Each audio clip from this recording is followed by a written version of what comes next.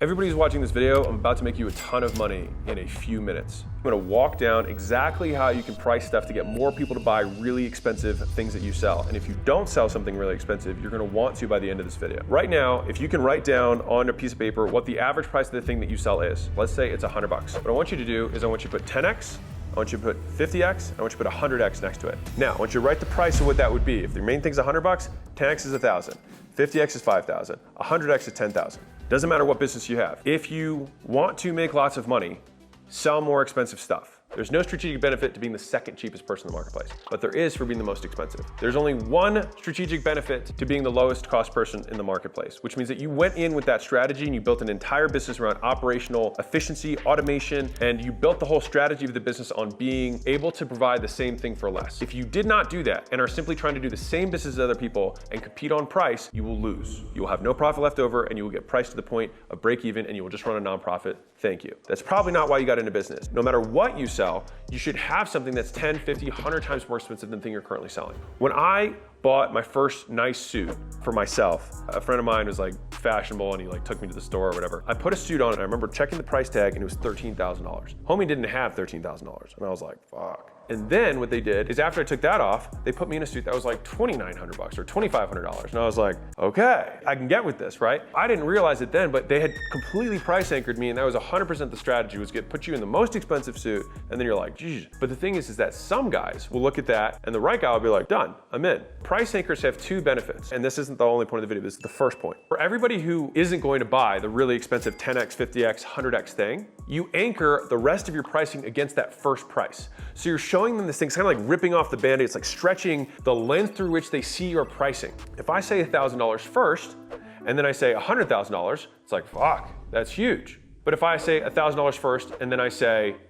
$100 or $10, that sounds like less. If you have a pricing menu for a membership, for example, of any kind, you want to have the most expensive one first, not the least expensive one, and then everything else will look cheaper by comparison. You can do it with wine, you can do it with software, you can do it with memberships. It works in every situation because it works on psychology. Now let's talk about the other side of the equation. All right, so we've got the anchor, and then we've got other options of pricing. So how do we organize the other two options? Good question. I like to use the small, medium, large example to kind of like break this down. So you can use this as small, medium, large popcorn, small, medium, large Cokes, whatever. But let's say you've got 10 bucks, 5 bucks, and you've got this middle price. Where you put this middle price will indicate which product gets sold the most of. A certain percentage of people always buy the cheapest thing because that's who they are, and that's fine. The next people are influenced by the pricing in general. So if I have a $5 thing and a $10 thing, I can make this medium $6. So I make my medium $1 more than my small, and it seems like a great price. But the thing is that everyone forgets is that we make up all the prices. All of these are made up. So we got 510 and we got 6 or 650 or 699. And we're gonna get a lot of people who are gonna buy this one. Now, if I bump this to here, $9, and I make this 10, what are people gonna do? A lot of people are gonna buy this one. Because by comparison, it's like, wait, just for $1 more, I get twice of the small? Well, that sounds like a great deal. And so fundamentally, people wanna buy great deals, they don't wanna buy cheap stuff. Think about the difference there. Price is what you pay, value is what you get. The deal is the discrepancy between the two. For example, and this is a big one, I wanna break this belief for you. If right now you sell expensive stuff, $5,000 things or $10,000 things, if I were giving you a Ferrari, brand new, and I said, it's 10 grand, and I'm walking up to people on the street, and they believed that I was actually gonna give them the Ferrari, how hard do you think it would be for them to come up with the 10 grand? What would they do? They would call their friends, they'd call their family, they would take out of their credit cards, they'd take a loan. Why? Because they know it's worth more than 10 grand.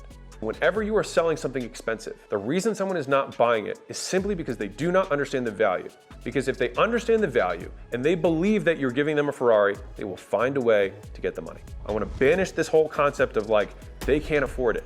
Everyone can afford it if they believe the value is there. And so the idea is not that we're giving cheap stuff away, we want the value relative to the price to be a huge bargain. When you're coming up with the stuff that you're gonna sell, the first thing that I want everybody to do, 10x, 50x, 100x, pick one, and then figure out what you would have to fulfill to make it worth that. They are getting a Ferrari for 10 grand, and that's how you get people to say yes over and over again.